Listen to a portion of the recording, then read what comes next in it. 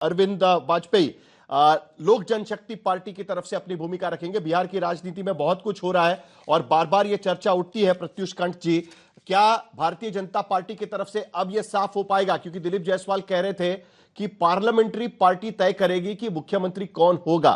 Parliamentary party तो Bharatiya Janata party का leader कौन होगा वो तय कर सकती है, मुख्यमंत्री कैसे तय कर सकती है?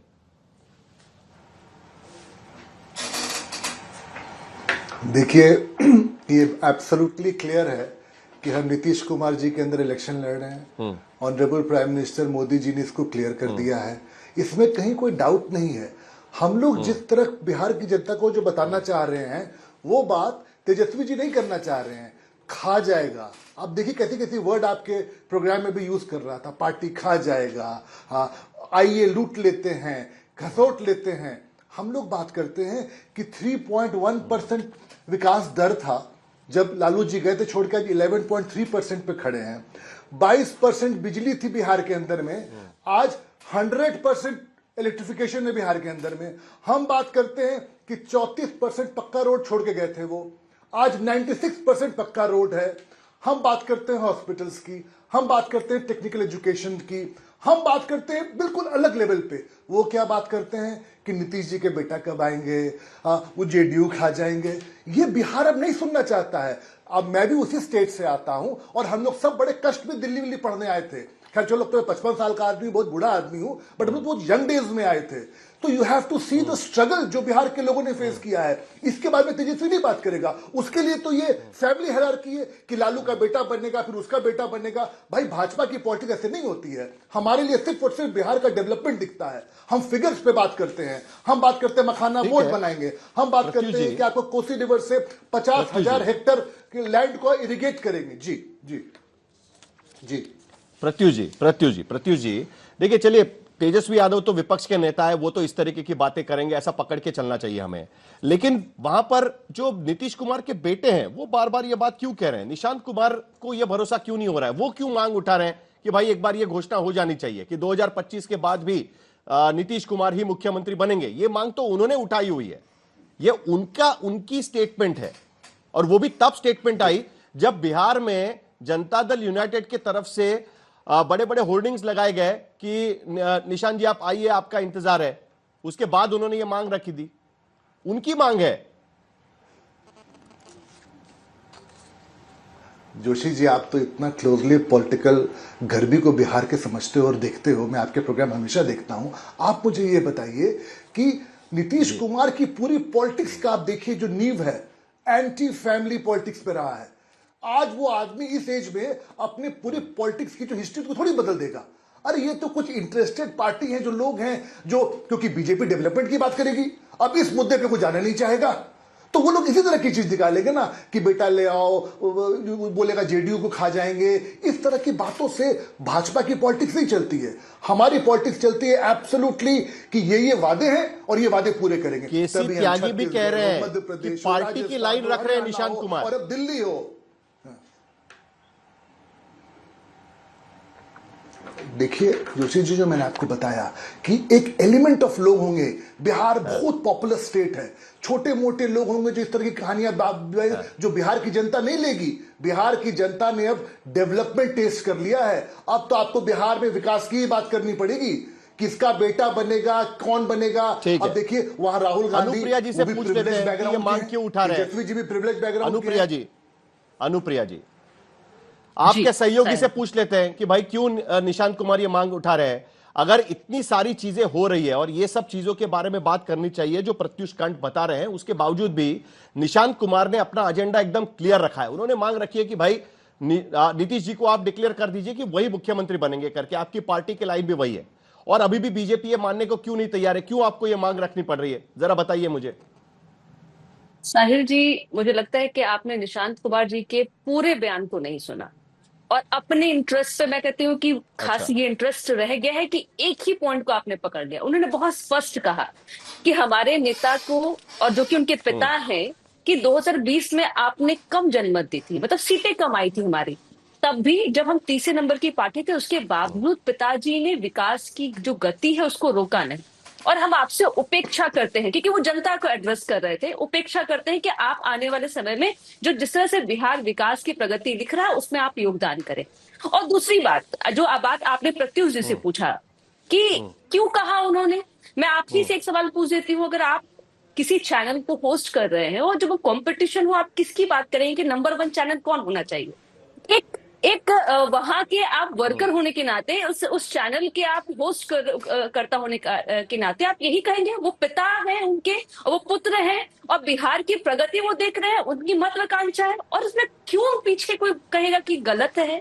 क्योंकि बिहार जिस तरह से प्रगति कर रहा है, क्योंकि बिहार में महिलाओं केसी को त्यागी जो क्यों कह रहे हैं कि पार्टी की लाइन है? चलिए, निशांत कुमार उनके बेटे हैं, समझ लेते हैं। केसी त्यागी क्यों कह रहे हैं? नहीं, मैं 2024 में भी यही सवाल था कि आदरणीय मुख्यमंत्री नीतीश कुमार जी के बारे में कि वो प्रधानमंत्री बनना चाहते हैं।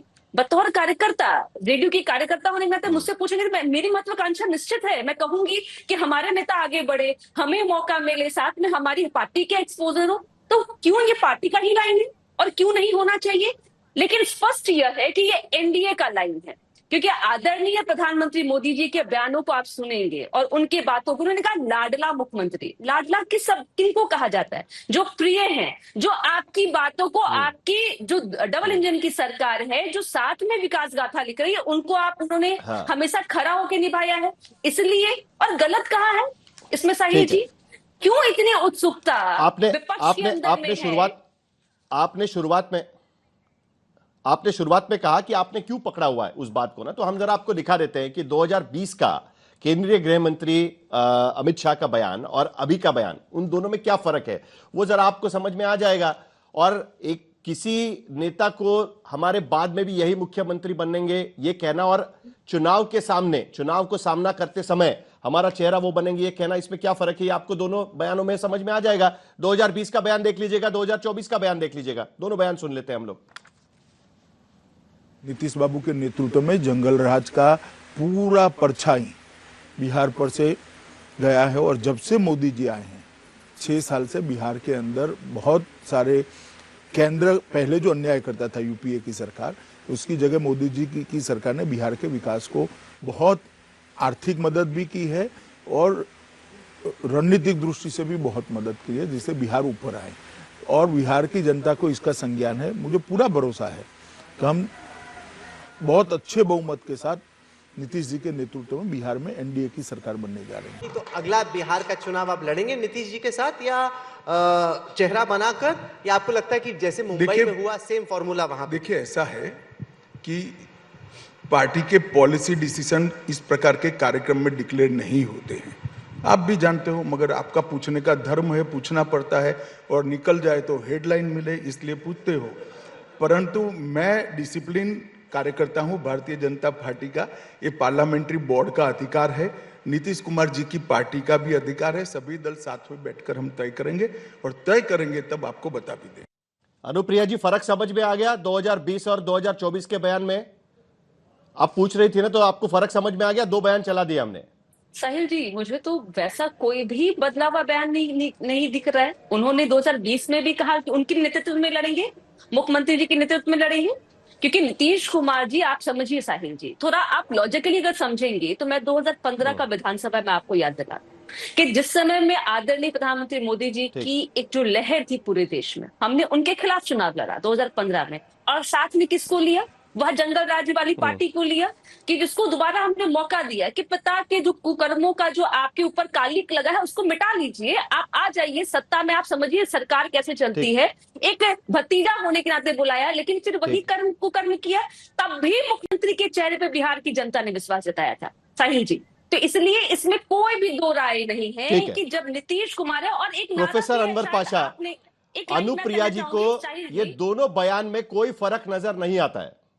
नहीं, देखिए प्रोफेसर अनवर पाशा, अनुप्रिया जी को दोनों बयानों में कोई फर्क नजर नहीं आता है। क्या आपको भी कोई फर्क नजर नहीं आ रहा है, या आप उसका फर्क भाप पा रहे हैं? दोनों बयानों में क्या फर्क है? उसके बाद आशुतोष जी से भी पूछेंगे कि वो पत्रकार रहे, उनको तो समझ में आ गया होगा शायद फर्क।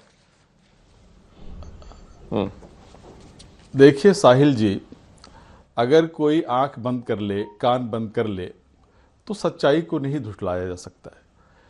अमित शाह जी ने बिल्कुल साफ शब्दों में ये कह दिया है, और दोनों वक्तव्य को आपने सुनाया, और उसमें साफ साफ जाहिर है कि आज जेडीयू की जो स्थिति बन गई है बिहार में, उसमें किसी भी हाल में भारतीय जनता पार्टी नीतीश जी के नेतृत्व में न तो इलेक्शन लड़ने जा रही है और न उनको मुख्यमंत्री का चेहरा बनाने जा रही है। ये साफ कर दिया है आदरणीय अमित शाह जी ने, और इससे ज्यादा अब क्या चाहिए, इतना क्लियर कह दिया है उन्होंने। रही बात बिहार में शासन की, तो पिछले 10 वर्षों में खास तौर से, बल्कि 20 वर्षों से उनका शासन है वहां बिहार में नीतीश जी का। और बिहार की आज दशा क्या है, शिक्षा आज अपने बिल्कुल पिछले पायदान पर है। ड्रॉप आउट्स की तादाद सबसे ज्यादा बिहार में है, अशिक्षित बच्चों की तादाद सबसे ज्यादा बिहार में हो गई 10-20 वर्षों में। बेरोजगारी बिहार में चरम सीमा पर है, महंगाई चरम सीमा पर है, करप्शन चरम सीमा पर है। कहा जाता है कि बिहार में जो राज्य है इस वक्त, ये ब्यूरोक्रेट्स का राज्य है इस वक्त। बिहार में जो अफसर हैं, जो ऑफिसेज में जितने भी अधिकारी हैं, वो करप्शन में लिप्त हैं। आम जनता त्राहित है उनसे, निजात चाहती है। लेकिन अनवर पाशा जी, बहुत होते हैं अनवर पाशा जी, वर्ष में थक आप चुकी जरा है मुझे सरकार। बताइए, लेकिन आपको इतनी जेडीयू की चिंता क्यों हो रही है? क्यों आप निशांत कुमार को बता रहे हैं कि भाई आप आइए, पार्टी संभाल लीजिए, कोई और लेके जाएगा? कहीं निशांत कुमार के जरिए बैकडोर एंट्री की आपकी कोशिश तो नहीं है कि भाई उनके बिना तो सरकार बन नहीं सकती, जेडीयू के बिना? बिहार की स्थिति ऐसी बनी हुई है कि जेडीयू तो चाहिए, आपको बनाना है या बीजेपी को बनाना है, तो निशांत जी के जरिए कोई बैकडोर एंट्री तो नहीं है? आपको बड़ी चिंता हो रही है जेडीयू की, नहीं वो रहनी चाहिए पार्टी, आप उनको संभालिए, ये सब आप तेजस्वी यादव काफी बता रहे हैं उनको आजकल। हमें चिंता इस बात की जरूर है कि बिहार का विकास जिस तरह से रुका है, बिहार में जो परिस्थिति है, सरकार बदलनी चाहिए और 2025 के इलेक्शन में सरकार बदलेगी। रही निशांत कुमार जी के बयान की बात, तो निशांत कुमार जी का बयान तो बिल्कुल लगता है इससे भीख मांग रहे हैं वो। जैसे भागलपुर में आए थे हमारे आदरणीय प्रधानमंत्री जी, तो नीतीश कुमार जी जैसे उनके सामने नतमस्तक हो रहे थे बिल्कुल, और वो उससे लगता था कि नीतीश कुमार जी को ये मालूम हो चुका है, दीवारों पर जो लिखी हुई इबारत है उसको पढ़ रहे हैं कि अब उनका अंत होने वाला है, उनकी सियासत का, उनकी राजनीति का, उनकी पार्टी का अंत होने वाला है। और उसी का इजहार किया है निशांत कुमार जी ने। उन्होंने साफ साफ एक तरह से भीख के अंदाज में कहा है कि मेरे पिताजी को एक बार और मौका दे दीजिए, एक बार और बना दिए मुख्यमंत्री। तो ये क्या है? हमें इसकी चिंता है कि बिहार की जो गरिमा है वो एक तरह से उस पर एक हर्फ आ रहा है, उस पर आंच आ रही है, और इस तरह से भीख मांगने का काम चल रहा है। हम ये चाहते हैं कि बिहार का गौरव बना रहे, बिहार का जो सेकुलर ऑर्डर है वो बना रहे। अनुप्रिया जी जल्दी से जवाब दे दीजिएगा, फिर आशुतोष जी के पास चलूंगा मैं। रोजगार मिलेगा, अनवर जी, रोजगार। उनको चिंता क्यों हो रही है वो बता रहे हैं आपको। आदरणीय लालू प्रसाद यादव जी भी भीख मांग रहे थे शायद, मेरे सुपुत्र को मुख्यमंत्री बना दो। और बिहार की जनता कहीं नहीं बाबा नहीं, जिस तरह से आपने हमें लूटा, जमीन के नौकरी के बदले जमीन ले लिया, अब फिर से लेने की बात करते हो।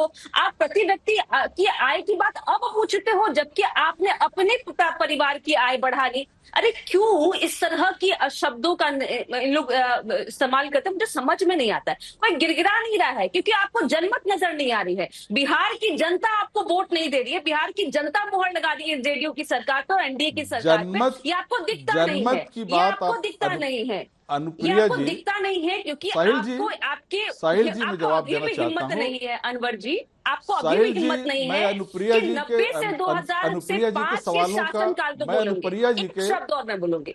आप में चरवाहा अनवर पाशा जी आप जवाब दे दीजिएगा, चलिए। साहिल जी मुझे अनुप्रिया जी के सवालों आप डर का रहे जवाब कह रही है देने वो, दीजिए। बोलिए। मुझे जवाब देने दीजिए। बोलिए अनवर पाशा। अभी अनुप्रिया जी को ये पता नहीं है, अनुप्रिया जी को ये पता नहीं है कि बिहार की जो इस वक्त दशा है, वो बात कर रही है 2005 की। पिछले 20 वर्षों में जो कुछ हुआ है उसकी बात कीजिए। क्या दिया है आपने बिहार को? बेरोजगारी दिया आपने, अशिक्षा दिया बिहार को आपने, करप्शन दिया है आपने बिहार को, ये आपने बिहार को दिया है।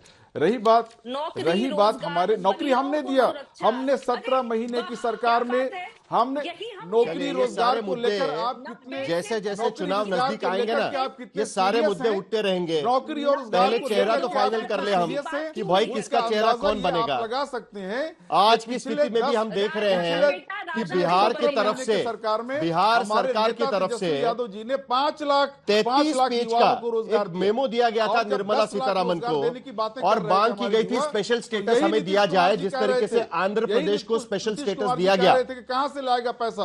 अपने बाप चलिए के घर से आशुतोष, पैसा लाएगा। ये चलिए आशुतोष कर रहे थे नीतीश कुमार जी, आशुतोष शब्दों का इस्तेमाल कर रहे थे। ठीक है अनवर पाशा जी, आशुतोष आपने भी 2 बयान सुने, आपने भी 2 बयान सुने। जरा आप हमारे दर्शकों के लिए वो दोनों बयानों का मतलब क्या है जरा समझा दीजिएगा। अनवर पाशा जी जरा शांत हो जाइए, अभी आशुतोष बात करेंगे। आशुतोष जी आशुतोष जी, आपने दोनों बयान सुने, आप जरा हमारे दर्शकों के लिए दोनों का फर्क समझा दीजिएगा। और अगर मैं गलत नहीं हूं तो नवंबर 2024 के पहले ऐसा ही बयान महाराष्ट्र में भी दिया गया था, पार्लियामेंट्री पार्टी वाला, पार्लियामेंट्री बोर्ड डिसाइड करेगा वाला। तो स्थिति सेम ही है क्या बिहार और महाराष्ट्र में? महाराष्ट्र में तो चलिए बीजेपी एक नंबर 1 पार्टी के साथ साथ पूरा मतलब एनडीए चलाने वाली पार्टी थी, महायुति चलाने वाली पार्टी थी। वही सिचुएशन बिहार में भी है, और दोनों बयान का फर्क भी आप बता दीजिएगा जरा। देखिए साहिल, राजनीति में आप अच्छी तरीके से जानते हैं कि एक बार ये कहा जाता है कि भाई इनके नेतृत्व में चुनाव लड़ना, ये हमारे नेता है, और एक ये कहा जाता है पार्लियामेंट्री बोर्ड इसका फैसला करेगी। जिस दिन ये कहा जाता है पार्लियामेंट्री बोर्ड फैसला करेगी या पार्टी बैठ के फैसला करेगी, उस दिन आप मान लीजिए कि पार्टी के अंदर इस पूरे मसले पर कोई क्लैरिटी नहीं है कि दरअसल उनको उनके नेतृत्व में आगे जाना या आगे नहीं जाना। तो इस बयान का बहुत स्पष्ट मत। और दूसरी बात क्या है कि आज की तारीख में निशांत को बाहर निकल के कहना पड़ रहा है कि एनडीए को यह घोषणा करनी चाहिए कि दरअसल नीतीश कुमार अगले मुख्यमंत्री होंगे और बिहार प्रगति के पथ पर अग्रसर होगा। यह बयान नीतीश के बेटे क्यों कह रहे हैं? क्या आपको लगता है कि निशांत जी अपने स्तर पर यह बात कह रहे हैं? क्या उन्होंने अपने पिता से कोई बातचीत नहीं की होगी? तो ये बेचैनी दर्शाती है कि दरअसल भारतीय जनता पार्टी ने जो खेल 2020 के विधानसभा के चुनाव में खेला था, उससे जनता दल यूनाइटेड और नीतीश कुमार पूरी तरीके से सजग हैं, सतर्क हैं, और वो चाहते हैं कि उस तरीके की गलती दोबारा ना हो पाए। क्योंकि भारतीय जनता पार्टी ने 2020 के विधानसभा के चुनाव में जनता दल यूनाइटेड को आरजेडी उसके चिराग पासवान के माध्यम से पूरी तरीके से निपटाने का काम किया, पूरी तरीके से निपटाने का काम किया। जो पार्टी 2010 के चुनाव में 115 सीट चुनाव जीतती, 115 सीटें जीतती, आप सोचिए, जनता दल यूनाइटेड ने 115 सीटें जीती 2010 में। भारतीय जनता पार्टी नंबर 2 की पार्टी थी, 91 सीटें उसके पास थी। लेकिन वही पार्टी 2020 में आके सिमट जाती है 43 सीटों पर, और 115 में चुनाव लड़ती, 43 में सिमटती है। भारतीय जनता पार्टी 110 में चुनाव लड़ती, 74 में सिमटती है। तो ये जो 43 में पहुंचने की जो पीड़ा है, उनको इस बात का एहसास है कि इस बार भारतीय जनता पार्टी मुख्यमंत्री के तौर पर नीतीश कुमार को आगे शायद न बढ़ाए। और अगर ऐसा हुआ तो जनता दल यूनाइटेड टूट भी सकता है, और जनता दल यूनाइटेड का के हिस्से निकल के आरजेडी बीजेपी के साथ भी जा सकते हैं। क्योंकि सिर्फ एक चीज जनता दल यूनाइटेड को जोड़े हुए है, वह है नीतीश कुमार का मुख्यमंत्री के पद पर बने रहना। अरविंद वाजपेयी, आप तो खुश होंगे क्योंकि आपकी तो 2020 में यही मांग थी, इसी के वजह से आपने अलग से चुनाव लड़ा था। आपकी पार्टी ने वही कह रहे थे कि नहीं होना चाहिए नीतीश कुमार को मुख्यमंत्री। अब तो बीजेपी कह रही है कि चेहरा होंगे, बाकी का बाद में देखा जाएगा।